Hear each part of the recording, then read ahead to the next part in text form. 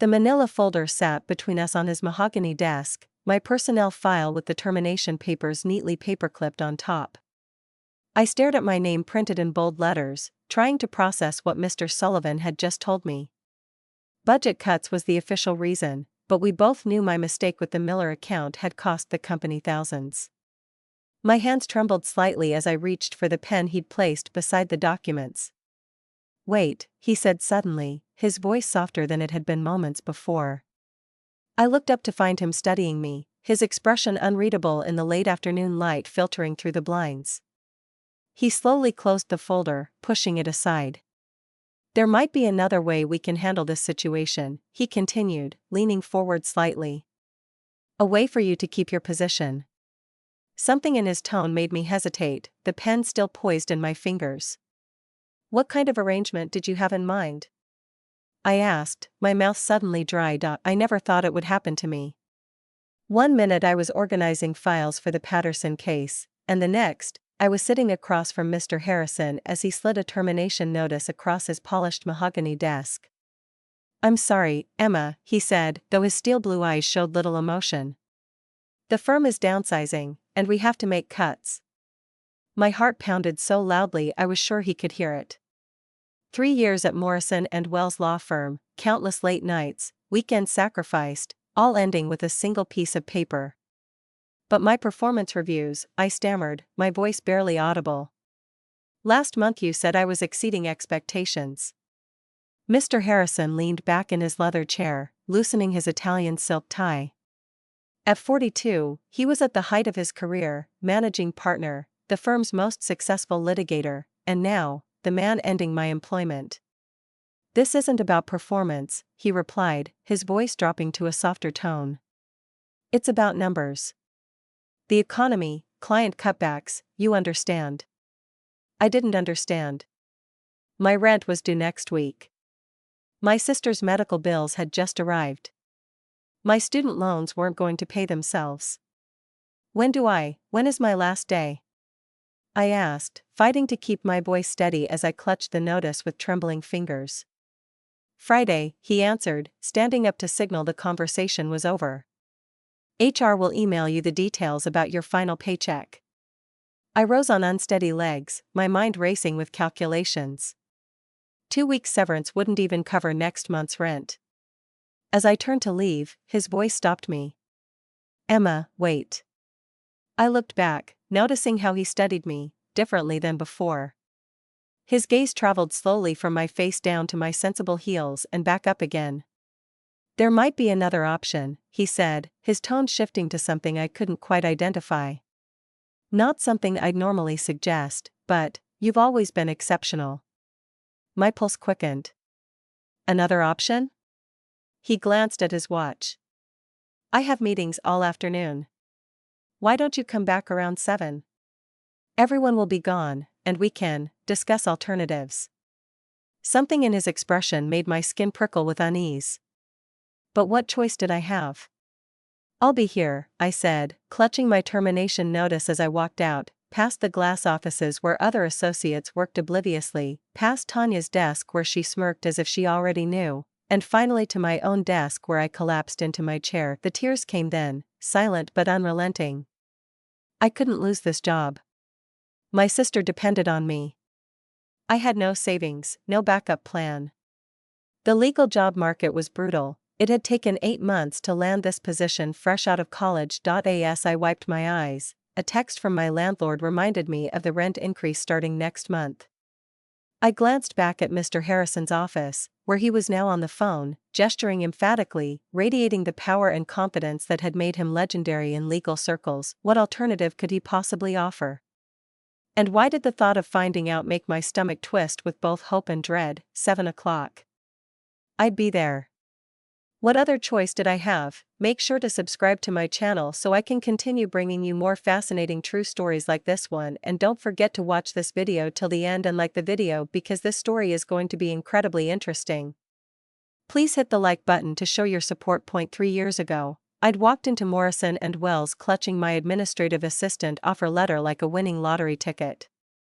The marble lobby, the floor-to-ceiling windows overlooking the city, It all screamed success, opportunity, a future brighter than my past. I'd worked so hard to get here. Putting myself through community college while helping raise my sister after our parents' accident. Taking night classes to earn my bachelor's degree in business administration. Sending out 147 applications before finally landing this job. I wasn't supposed to be temporary. This was supposed to be my foundation. I stared at the family photo on my desk, me and Lisa at her high school graduation last year, her smile bright despite the pain she'd been hiding.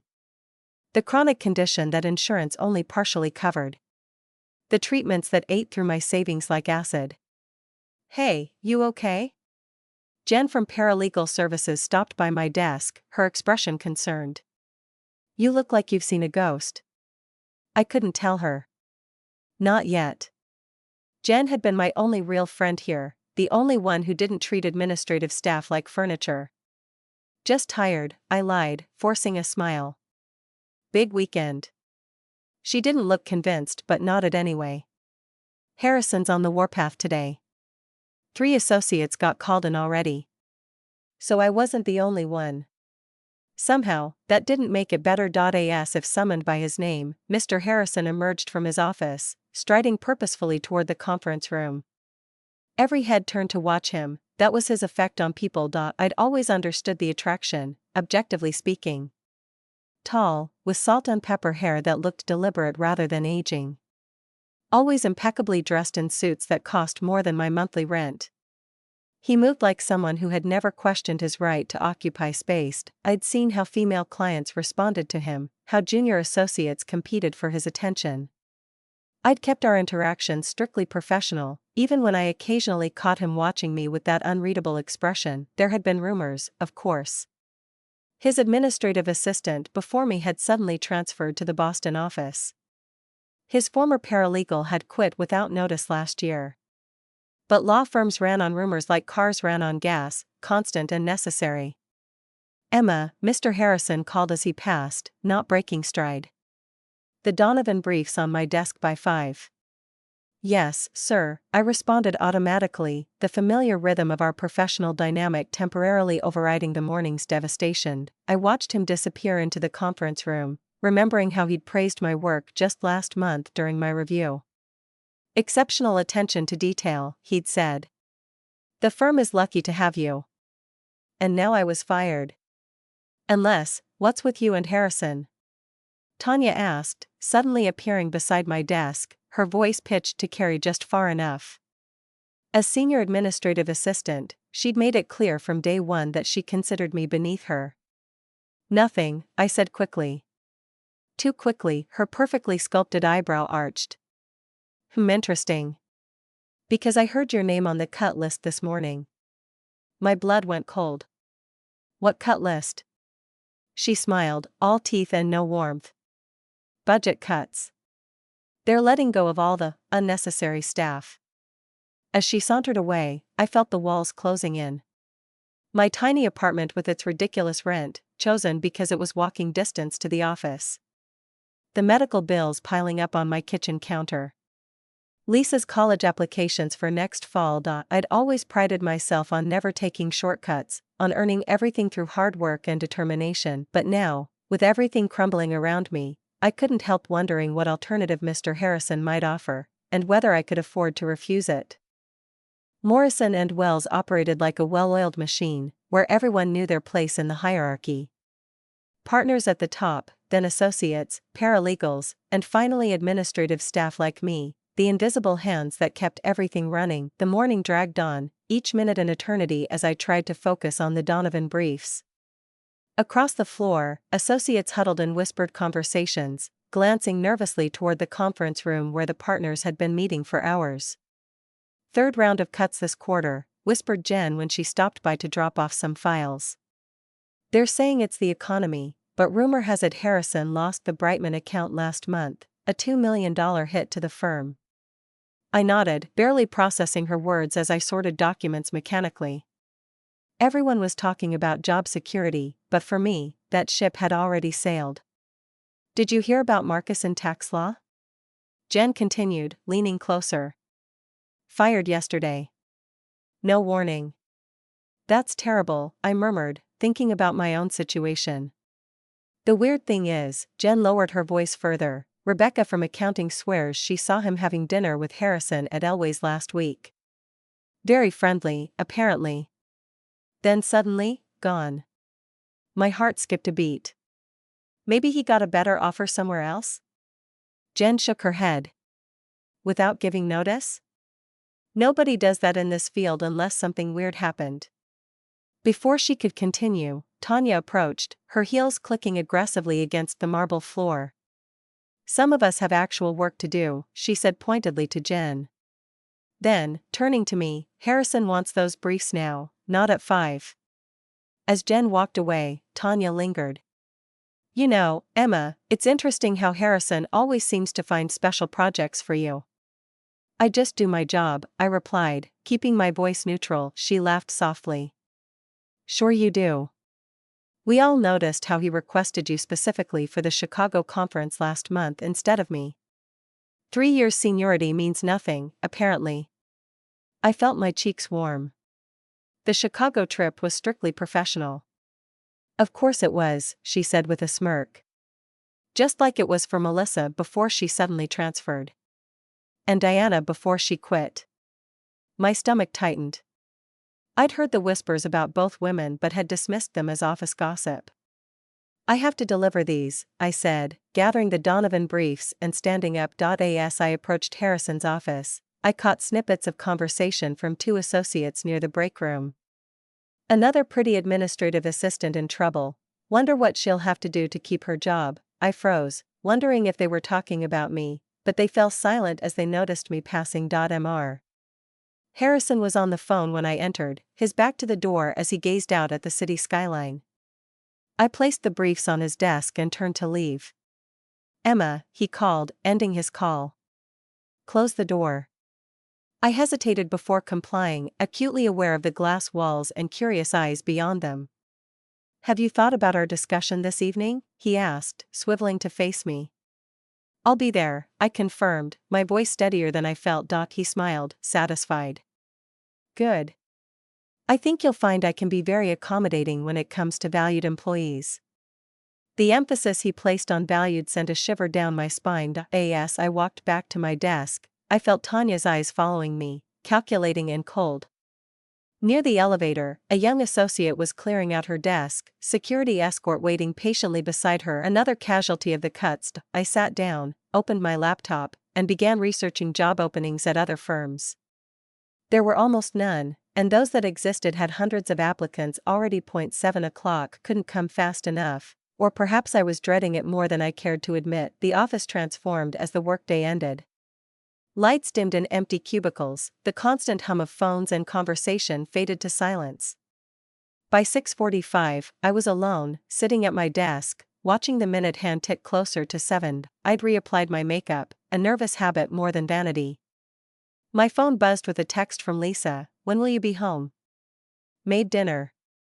I replied that I had to work late, the lie tasting bitter. At precisely 7 o'clock, I approached Mr. Harrison's office. The door was closed, but I could see him through the glass walls, jacket off, sleeves rolled up, pouring amber liquid into 2 crystal glasses. My hand hesitated before knocking. Come in, Emma, he called, his voice different somehow, softer, more intimate. The office smelled of expensive cologne and whiskey. He gestured to a leather chair positioned unnervingly close to his own, not across the desk where clients and colleagues normally Saturday. Drink, he offered, extending one of the glasses. No thank you, I said, then reconsidered. Actually, yes.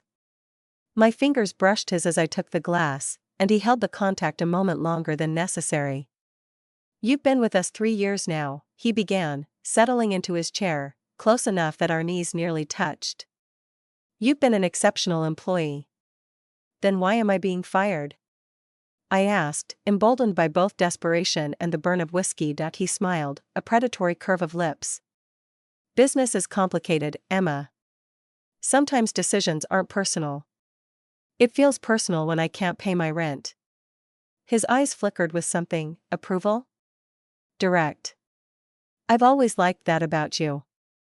He leaned forward. The firm is under financial pressure. Cuts had to be made. And my position was expendable. Your position, yes. He sipped his whiskey, eyes never leaving mine. But you're valuable, Emma. In ways the firm's balance sheet doesn't reflect. The implication hung in the air, neither of us addressing it directly.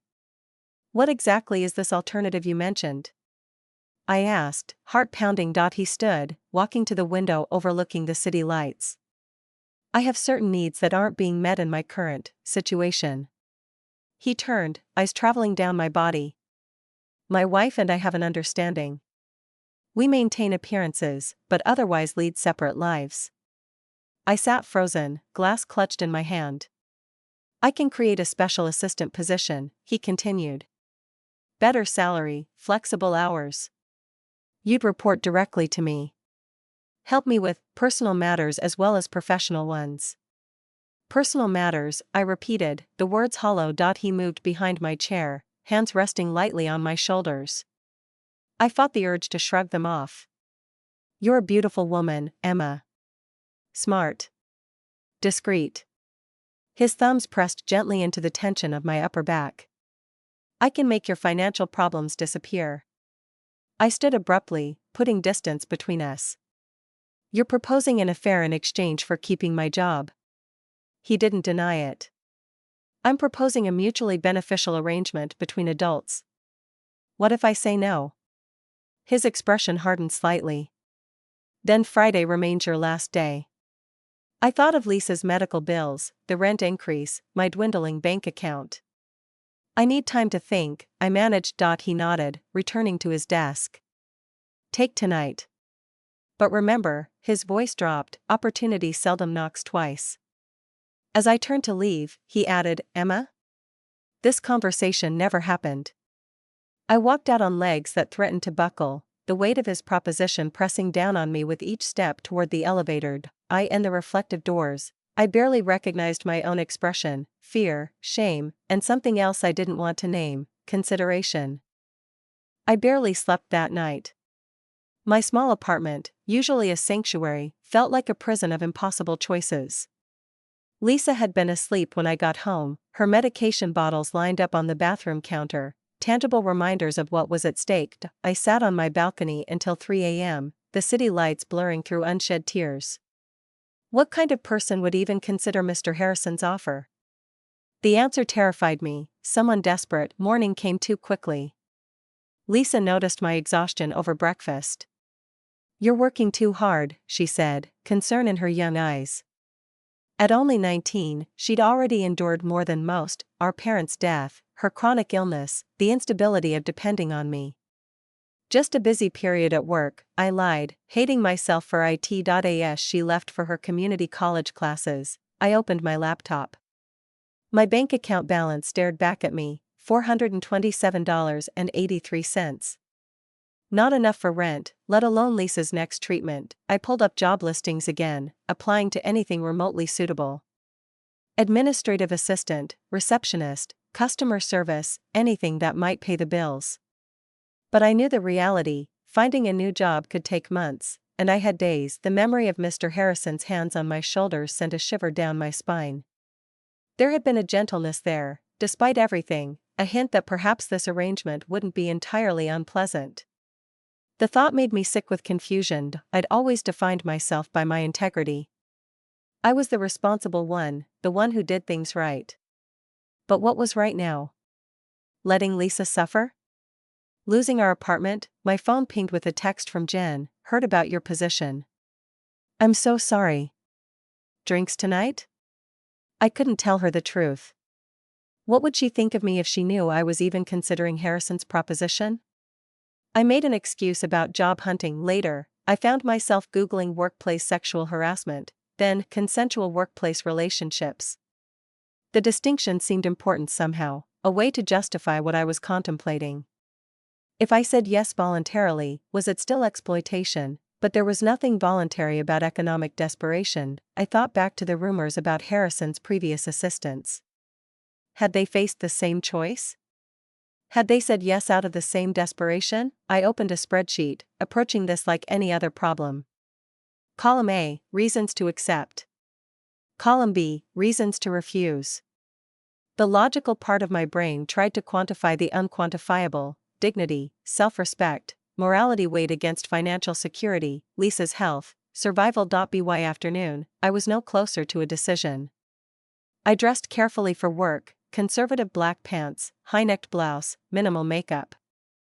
As if my appearance might somehow change the nature of the choice before me. At the office, Harrison was away at court.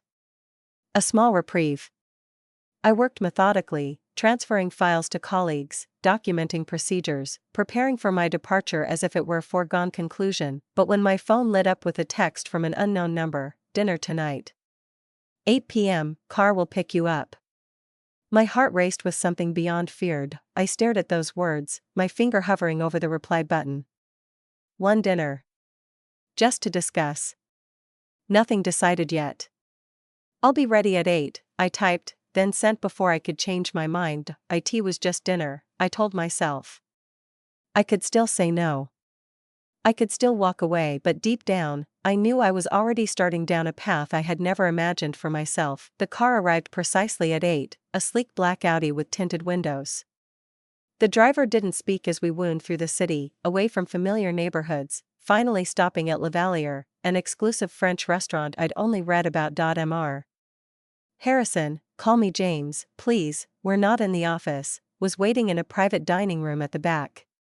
He rose when I entered, his eyes appreciative as they took in my simple black dress, the nicest thing I owned. You look lovely, he said, pulling out my chair.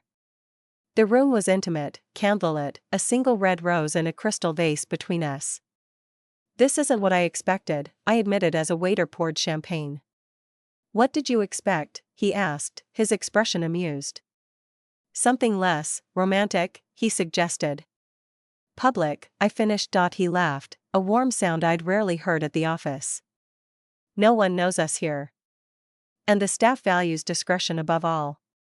The implication that he'd brought others here hung unspoken between us. The meal progressed with surprising ease. James was charming, attentive, asking about my background, my aspirations. I found myself talking about college, about Lisa, about dreams I'd shelved long ago. The champagne loosened my tongue, made the evening feel almost normal. Why me? I asked finally, as dessert arrived. There are plenty of women who would what? He prompted when I hesitated. Be with you without the complications. He reached across the table, fingers brushing mine. I've watched you for 3 years, Emma. Your competence. Your loyalty. His thumb traced circles on my palm. Your beauty, though you try to hide it. I didn't pull away. The touch sent warmth through me, confusing and undeniable. This isn't just about sex, he continued, voice low. It's about connection. Partnership. With conditions, I said. Life is full of conditions. He refilled my champagne. We're both adults. We both have needs. Why not help each other meet them? When we finished dinner, the night air was cool against my flushed skin. James placed his jacket around my shoulders, his hands lingering. Come back to my place, he said, not a question but not quite a command. Just to talk further. I knew it wasn't just to talk. We both knew. His penthouse overlooked the river, all glass and modern angles. Floor-to-ceiling windows displayed the city like a personal light show. One more drink, he offered, already pouring. I accepted, moving to the window, buying time. It's beautiful up here. Yes, it is, he said, but he wasn't looking at the view. He stood behind me, close enough that I could feel his breath on my neck. His hand settled on my waist, gentle but possessive.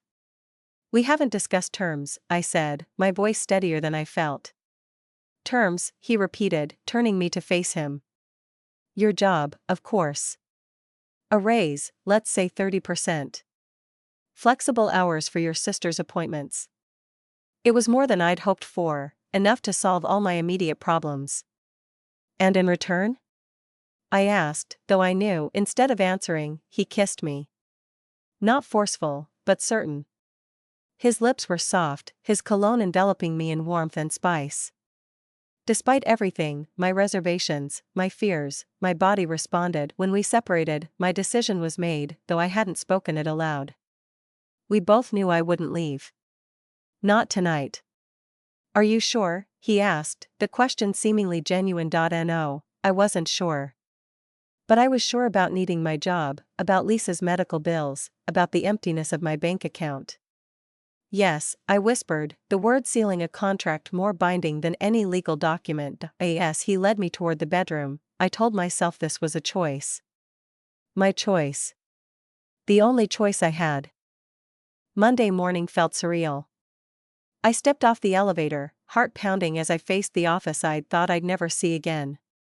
My desk remained untouched, no cardboard box, no security escort.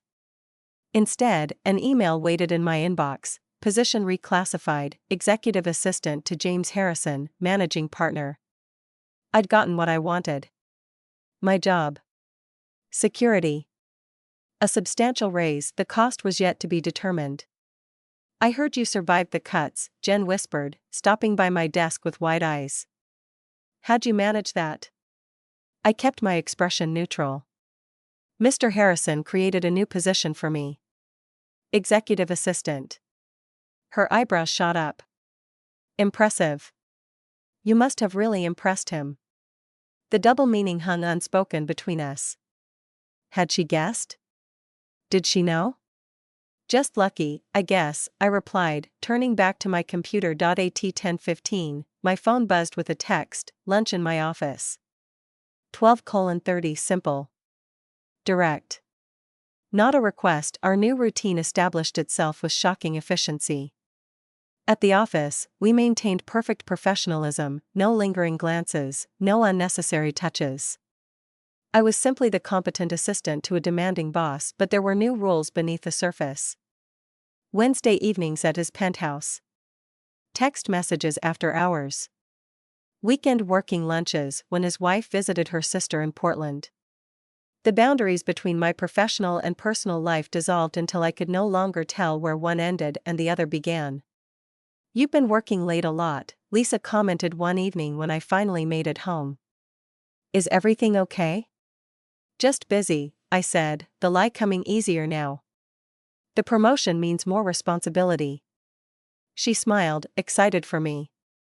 I'm so proud of you, Em. You deserve this. Her words cut deeper than she could know. What would she think if she knew the truth? The thought made me physically ill. I brushed off questions from colleagues about my sudden status change.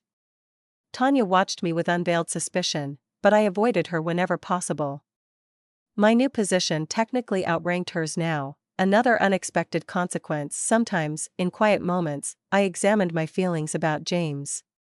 He could be surprisingly gentle, attentive, even caring. He remembered details about Lisa, asked about her health, once even arranged for a specialist consultation when her symptoms worsened. In another context, I might have developed genuine feelings for him, but the transactional foundation of our relationship poisoned everything. Each dinner, each gift, each intimate moment came with strings attached. I was never allowed to forget what I was trading for security. You seem distant tonight, he said one evening at his penthouse, fingers tracing patterns on my bare shoulder. Just tired, I replied, staring at the ceiling. He propped himself up on one elbow.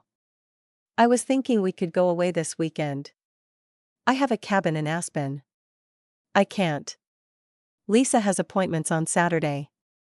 His expression hardened slightly. Reschedule them.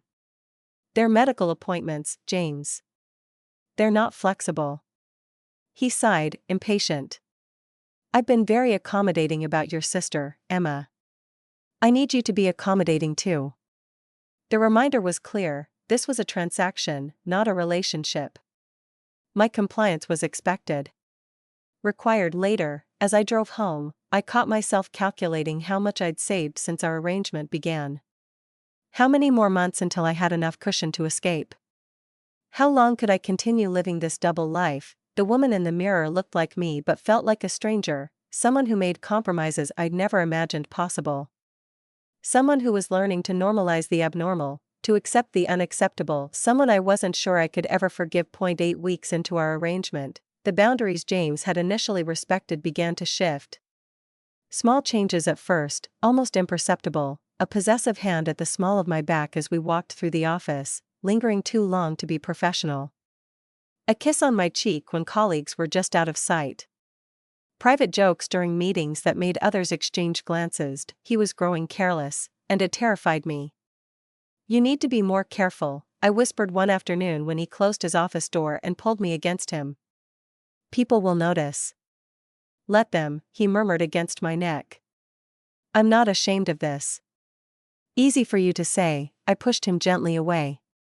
"You're not the one who'll be called." "Called what?" His eyes narrowed. I couldn't say it. "The office slut.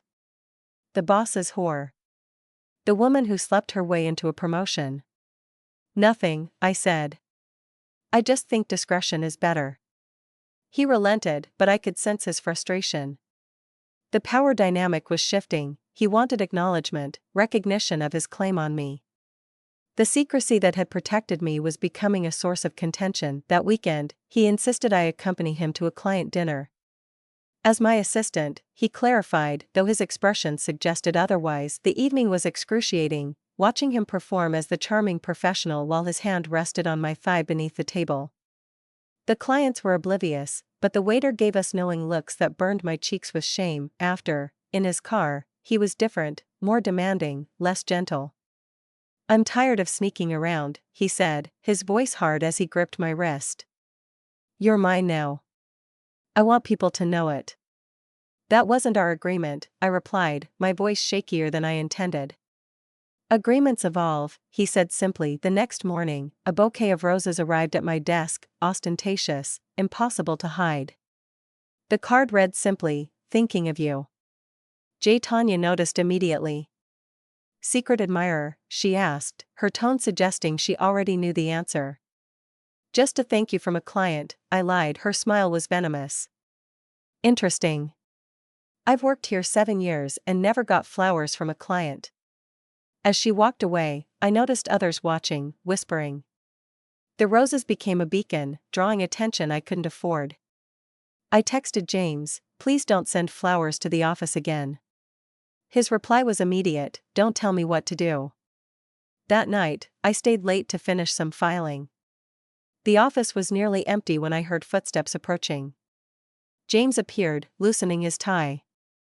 "Everyone's gone," he said, his intention clear. "James, not here," I protested, but he was already pulling me from my chair. "Yes, here," he insisted, backing me against the filing cabinet. "I'm tired of waiting for designated times and places." His kiss was hungry, possessive. I responded automatically, conditioned by weeks of this arrangement, even as panic fluttered in my chest. Anyone could walk in, the cleaning crew, security, a colleague working late. Just as his hands began to wander, the elevator chimed. We broke apart like guilty teenagers, straightening clothes, smoothing hair. James retreated to his office while I pretended to organize papers with trembling hands. Jen rounded the corner, surprise registering on her face. "Emma? I thought you'd left." "Just finishing up," I said, not meeting her eyes. Her gaze moved from me to James's office, where he was suddenly very focused on his computer screen. Something in her expression changed, understanding, then concern. "We should grab coffee sometime," she said carefully. "Catch up." "Sure," I agreed, knowing I would avoid it indefinitely. After she left, James emerged, looking exhilarated rather than embarrassed. "That was close," he said, a hint of excitement in his voice. I realized with growing horror that he enjoyed the risk, that the possibility of discovery added to his pleasure. "I need to go," I said, gathering my things. He caught my arm. "My place. 1 hour." It wasn't a question or even a request. It was a command. As I nodded in resigned agreement, I understood that what had begun as a negotiation had become something else entirely. Something I was rapidly losing control of. The email arrived at 9:17 a.m. "All employees please welcome Diane Winters, our new Director of Human Resources, effective immediately." A chill ran through me as I studied the attached photo, a stern-looking woman with practical glasses and a no-nonsense haircut. According to the announcement, she specialized in workplace culture improvements and policy enforcement. James seemed unconcerned when I mentioned it. HR directors come and go, he said dismissively. She'll be too busy organizing sensitivity trainings to bother us. But something in her arrival felt ominous. The timing too convenient, her specialization too specific. My suspicions were confirmed the following day when a company-wide email announced a new relationship disclosure policy requiring employees to report any romantic or sexual relationships with colleagues, especially those involving reporting structures. "This is about us," I whispered to James during our afternoon meeting. He shrugged. "They can implement whatever policies they want. It doesn't change anything. It changes everything. If we don't disclose, we're violating policy. If we do disclose, nothing happens to me," he finished, his meaning clear. I was the vulnerable one. That afternoon, Diane Winters appeared at my desk, clipboard in hand. "Emma Reed? I'd like to speak with you briefly." My heart thundered as I followed her to a small conference room. She closed the door, her expression unreadable. "I'm conducting preliminary interviews with all executive assistants," she explained, setting a recorder on the table. "Standard procedure when I join a new firm." Nothing about this felt standard. "How would you describe the workplace culture here at Morrison & Wells?" she began. "Professional," I said automatically. "Demanding but fair." "And your relationship with your supervisor?" The question hung between us. Did she know? Was this a trap? "Mr. Harrison is a demanding boss with high standards," I replied carefully. "Just professional then?" I nodded, not trusting my voice. She made a note, then, "Are you aware of any relationships between supervisors and their subordinates in the firm?" "No," I said, the lie bitter on my tongue. The questions continued, each seemingly innocent but loaded with subtext. When I finally escaped, my shirt was damp with nervous sweat. James was waiting in his office. What did she want? I told him, watching his expression darken. "Someone's talking," he muttered. "What do you mean?" "These questions aren't random, Emma. Someone's made a complaint." My mind raced to Jen's concerned expression, to Tanya's suspicious glances. Who had noticed? Who had reported us? The next morning, I found a note on my keyboard, typed, "Anonymous, everyone knows." Just waiting for proof. I shoved it into my pocket before anyone could see, but my hands shook for hours afterward. That evening, I showed it to James. "Ignore it," he advised. "Someone's trying to rattle you." But I couldn't ignore the whispers that stopped when I entered rooms, the speculative glances from colleagues, or how Tanya seemed to be documenting my comings and goings with increasing interest. Things came to a head Friday afternoon. I was making copies when Tanya cornered me in the supply room. "I know what you're doing," she said, her voice low. "Everyone does." "I don't know what you're talking about," I replied, trying to step around her. She blocked my path. "You're sleeping with Harrison. Don't bother denying it." "That's ridiculous," I protested, but my voice lacked conviction. "I have a friend in accounting. Your business dinners with Harrison always end with one hotel charge on his corporate card." Her smile was triumphant. "The new HR director would find that very interesting, don't you think?" As she left, I leaned against the copier, fighting waves of nausea. It was all unraveling, my job, my reputation, the delicate web of lies I'd constructed. That night, I tried calling James, but he didn't answer. His wife was in town, our arrangement suspended for the weekend. I was on my own, facing the consequences of a bargain whose true cost I was only beginning to understand. The firm's annual client appreciation gala arrived at the worst possible moment. Normally, administrative staff weren't invited, but my new executive assistant position came with different expectations. James had insisted I attend, even sending a designer dress to my apartment, midnight blue, low-backed, unmistakably intimate. "Wear this tonight," the note read. No argument. I stood before my bedroom mirror, barely recognizing myself. The woman reflected back looked sophisticated, beautiful even, but her eyes held a desperation I couldn't disguise. "Wow," Lisa said from the doorway. "That's some dress. Must be some party." "Just work," I replied, unable to meet her gaze in the mirror. "Your boss got you that dress, didn't he?" Her voice had lost its admiration, replaced by something harder. "The firm provided attire for certain staff," I lied, applying lipstick with an unsteady hand. "Emma," she said quietly. "What's really going on?" The concern in her voice nearly broke me. How long could I keep pretending? But the truth would destroy her image of me, of everything I'd tried to be for her. "Nothing," I insisted. "Everything's fine." The hotel ballroom was intimidatingly elegant: crystal chandeliers, champagne fountains, string quartet in the corner. Partners mingled with high-profile clients, everyone radiating wealth and confidence. James intercepted me at the entrance, his hand possessively finding the bare skin of my back. "You look stunning," he murmured, his breath warm against my ear. Tanya noticed immediately, her eyes narrowing as she whispered to a colleague. Diane Winters was also watching, her expression calculating as she made notes on her phone. 3 glasses of champagne dulled my anxiety but sharpened my recklessness. When James pulled me onto the dance floor, I didn't resist. His hand rested lower than appropriate, his chest pressed against mine as we moved to the music. "Everyone's watching," I whispered, anxiety cutting through the alcohol haze. "Let them," he replied, his lips brushing my temple. From the corner of my eye, I caught Diane Winters speaking urgently to the managing partner, both looking in our direction. "James, please," I begged. "You're making this worse." His expression darkened. "Don't tell me what to do," he said, tightening his grip. "Not here." When the dance ended, I excused myself to the restroom, desperate for a moment alone. I splashed cold water on my face, trying to clear my head. The door opened. Tanya entered, her expression triumphant. "Got everything you wanted?" she asked, applying lipstick beside me. "I don't know what you mean." She laughed. "Playing innocent? After that display? The whole firm just watched you grinding against Harrison on the dance floor." "It was just a dance," I protested weakly. "Right.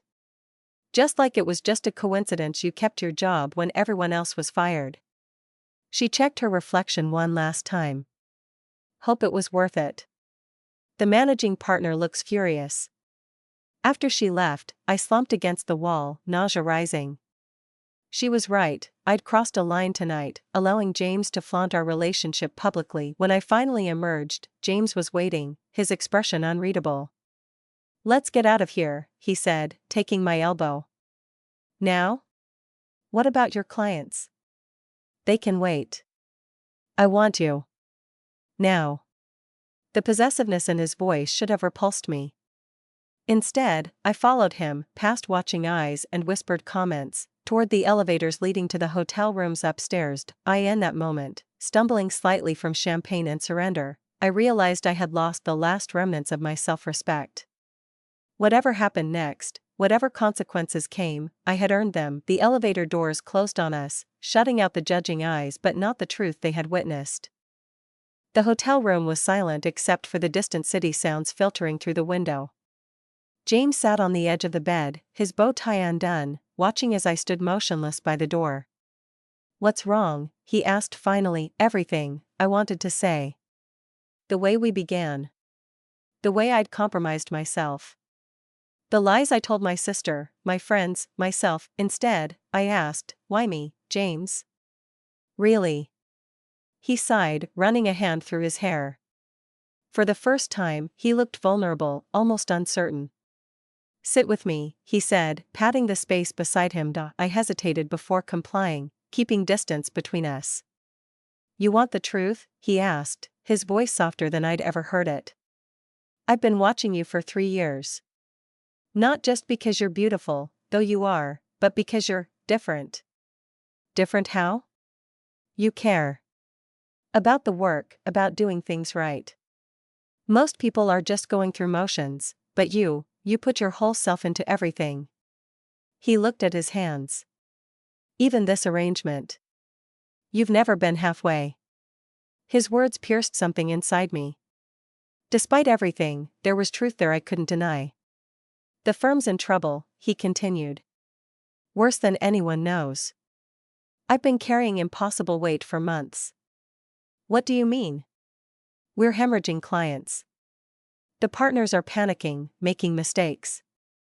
The cuts weren't my decision, I fought against them. His voice cracked. I couldn't save everyone's job, but I could save yours. By making me your mistress, I said bitterly. By keeping you close, he corrected. Yes, I wanted you. But I also needed someone I could trust. Trust? Our entire relationship is built on coercion. He winced. Is that really how you see it? The question caught me off guard. How did I see it?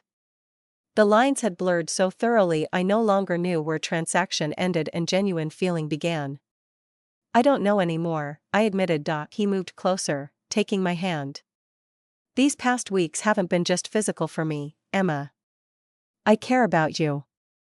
More than I should. I searched his face for manipulation but found only sincerity. Something inside me crumbled, the wall I'd built to separate physical compliance from emotional involvement. I care too, I whispered, the admission terrifying me. But this isn't, it can't be real. Not when it started this way. Why not? Real things begin in flawed ways all the time. He kissed me then, differently than before, gentle, almost reverent. I responded despite myself, confusion and desire mingling until I couldn't distinguish between them. Later, as we lay together in the darkness, he spoke of his marriage, empty for years, maintained for appearance. Of his loneliness at the top of the firm hierarchy. Of his genuine affection for me, growing beyond the boundaries we'd established. I found myself sharing too, my fears for Lisa, my abandoned dreams, my struggle to reconcile who I'd become with who I'd thought I was. For the first time, it felt like a real connection, not a transaction. We could make this legitimate, he suggested, tracing patterns on my bare shoulder. I could leave Patricia. We could be together openly. The fantasy was seductive, a way to transform our sordid beginning into something honorable. For one night, I allowed myself to believe it might be possible. Morning brought clarity.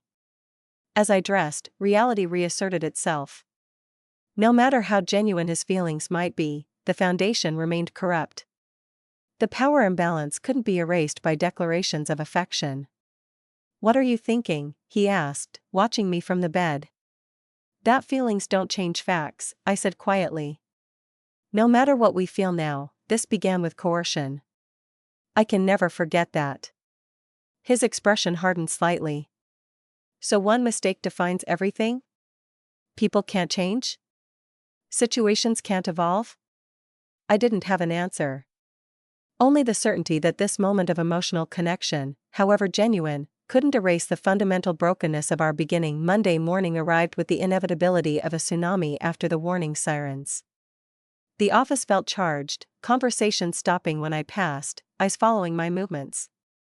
Something had changed, the speculation had crystallized into certainty. James was already in a partners' meeting when I arrived. On my desk sat a cream-colored envelope, Emma Reed, confidential. Inside was a formal letter from Human Resources requesting my presence at 10 a.m. My phone buzzed with a text from James, whatever happens in HR, say nothing. I'll handle it. The hours until the meeting crawled by. I attempted normal work but couldn't focus, my mind racing through scenarios, each worse than the last. By 9:55, my hands were shaking so badly I could barely gather my notes. The conference room fell silent when I entered. Diane Winters sat at the head of the table, flanked by the managing partner and the firm's legal counsel. 3 against 1. My stomach dropped. Ms. Reed, please sit, Diane gestured to the lone chair across from them. A recording device sat in the center of the table, its red light already blinking. This is a formal inquiry regarding allegations of an inappropriate relationship between yourself and James Harrison, she began, her tone clinical. Several staff members have reported concerns. What concerns specifically? I asked, trying to keep my voice steady. Observed intimate behavior at the gala. Hotel charges on the firm credit card. Witness accounts of after-hours meetings. She consulted her notes. And most significantly, your abrupt reclassification from terminated employee to executive assistant with a 30% salary increase. Each point struck like a physical blow. They had everything. What do you have to say about these allegations? The managing partner asked, his expression grave. James's text flashed in my mind, say nothing. But sitting there, facing these people who already knew the truth, I suddenly couldn't bear another lie. The allegations are true, I said quietly. The three exchanged glances, clearly surprised by my admission. And was this relationship consensual? Diane asked, her pen poised. The question caught me off guard. Consensual? Technically, yes. But when the alternative was unemployment and financial ruin, how free had my consent really been? It's complicated, I began. The door opened. James strode in, immediately taking control of the room through sheer presence. This meeting is inappropriate, he announced. Any discussion involving me should include me. James, we're following protocol, the managing partner said, clearly uncomfortable. Protocol? James laughed bitterly. When did that start mattering? When it became convenient to target my personal life?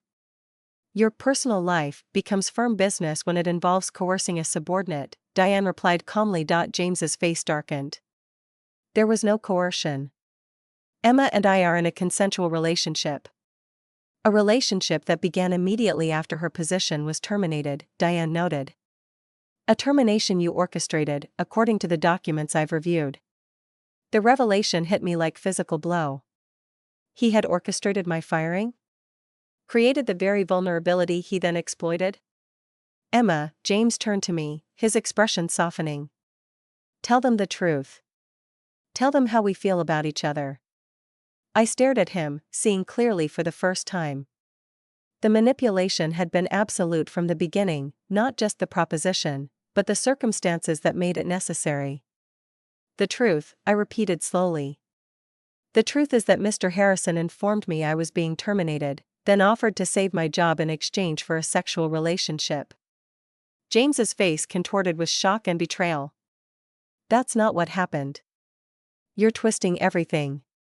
But I continued, my voice growing stronger. I agreed because I was desperate. Because I had no other options. I told myself it was my choice, but there was never really a choice. The room fell silent. The managing partner looked physically ill. Diane was taking rapid notes. The legal counsel whispered something urgently to them both. That's enough for now, the managing partner finally said. Ms. Reed, you'll be placed on administrative leave while we investigate further. Mr. Harrison, the partners will convene immediately to discuss this matter. As we filed out, James caught my arm. What the hell was that? He hissed. I told you I'd handle it. I pulled away, suddenly unafraid. You've handled enough, I said. I'm handling the rest myself. The truth had finally been spoken, and despite the uncertainty ahead, I felt something I hadn't experienced in months, the first fragile stirrings of self-respect. The administrative leave felt like exile. 3 days of silence, my key card deactivated, my work email suspended. I spent hours in my apartment, alternating between anxiety and a strange, unexpected relief. The truth was finally out. On the 4th day, my phone rang, an unknown number. Emma Reed, a woman's voice asked. Yes? This is Melissa Chin. I used to work for James Harrison. My breath caught. The assistant before me. I heard what happened, she continued. Diane Winters contacted me. For the next hour, Melissa told me her story, so similar to mine it was eerie. The termination notice. The alternative arrangement. The gradual escalation and eventual public humiliation. He has a pattern, she explained. When I finally refused to continue, he orchestrated my transfer to Boston. Made it sound like a promotion, but it was exile. I'm so sorry, I whispered. Don't be. You're the first one to speak up. Her voice hardened. There were others before me. At least 3 that I know of. None of us ever talked to each other. He made sure of that. How? I asked, though I already suspected. Non-disclosure agreements. Settlements with confidentiality clauses. He's very careful about covering his tracks. After we hung up, I sat motionless, processing. I wasn't special. I wasn't even unique. I was just the latest in a pattern of exploitation. That evening, Jen called. Everyone's talking about it, she said without preamble. The partners had an emergency meeting. James has been placed on leave. And what are they saying about me? I asked, dreading the answer. Her hesitation told me everything. Some people think you're making it up for money. Others are saying you knew what you were doing. And what do you think? I think he's a predator who found you when you were vulnerable, she said firmly. And I think you're brave for telling the truth. Her support should have comforted me. Instead, I felt hollow. Brave? I'd been complicit for months. I'd taken the money, accepted the gifts, played my part in the charade. How could I claim victimhood now? The next morning, I received a formal email from the firm's legal counsel requesting a meeting to discuss separation terms. When I arrived at the designated conference room, 3 lawyers waited, their expressions professionally neutral. Ms. Reed, the firm would like to resolve this situation quickly and quietly, the lead attorney began, sliding a document across the table. We're prepared to offer a generous severance package. I glanced at the figure, 6 months' salary, health benefits extended for a year, and a letter of recommendation. The price of my silence. And what about James? I asked. The attorneys exchanged glances. Mr. Harrison's situation is being handled separately. Meaning? Meaning it's confidential personnel business, the woman attorney replied smoothly. I looked down at the agreement, focusing on the confidentiality clause. I would be legally prohibited from discussing what had happened with anyone, ever. What if I don't sign? I asked. The lead attorney's smile tightened. Then we proceed to a more formal investigation, which would involve detailed questioning about your willingness to participate in the relationship, your acceptance of gifts, your failure to report until now. The threat was clear: sign and walk away with money, or fight and have every aspect of my compromise exposed and questioned. I thought of Melissa. Of the others before her.